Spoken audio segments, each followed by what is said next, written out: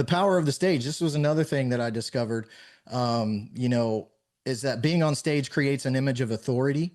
And it really gives you an identity as that brand community leader that I talked about. Okay.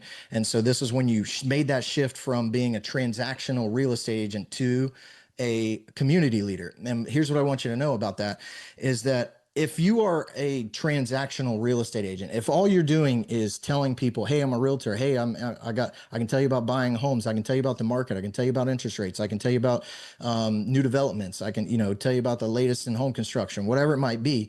And that's all you have to offer to tell people. Here's what you should know is that in a life of a buyer or seller, there is a 6 month window when a person is going to do a transaction. They're starting the process of buying a home till when they close a home is an average of around 6 months of their life. And then same with selling, it's 6 months. And then also the average time between when a person buys and sells again, so if they bought a home until they sell, is 13 years. It went down a little bit right around COVID because the market got so hot, people were moving a little more, but it's actually getting worse now. And so in between that time of 13 years, if you help someone buy a home and they bought a home in your community, and you're just constantly bombarding them with, "Hey, I want you to stay paying attention to me," but all I'm talking about is the same things over and over: interest rates, how to stage your home. Do they need information about staging their home? Do they need information about buying a home? Not for 10 years, right? So it's you basically become irrelevant really, really fast.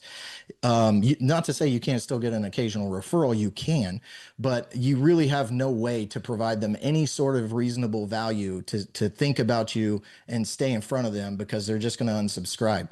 And but if you're the community leader, if you're out there doing events, and you're inviting people to a local business network, or you're putting on a cars and coffee event once a month, or you're putting on a massive summer smasher or a client appreciation event that's a big banger, all these things give you reasons to reach out with a newsletter to people and stay in front of them. And then you can share other events and other things happening in the community. You can put a blog on your site that's about the community. And then you can put that stuff in your newsletter. "Hey, this is the best pizza in town." You can give awards to businesses if you want. "Hey, we're voting for who's the best pizza in town." And then you put that and you go give them an award, and then you put it in the newsletter, right? So you have all kinds of reasons to stay in front of these people. And guess what? I would much rather have that information than, trying to just learn about staging a home for 13 years in between, right? It just makes no sense.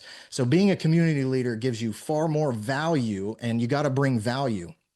If you're not bringing somebody valuable information that is relevant to them right now, to help them right now, is something that they're interested in, they're going to unsubscribe, and they're not going to pay any attention to you. So you got to keep attention.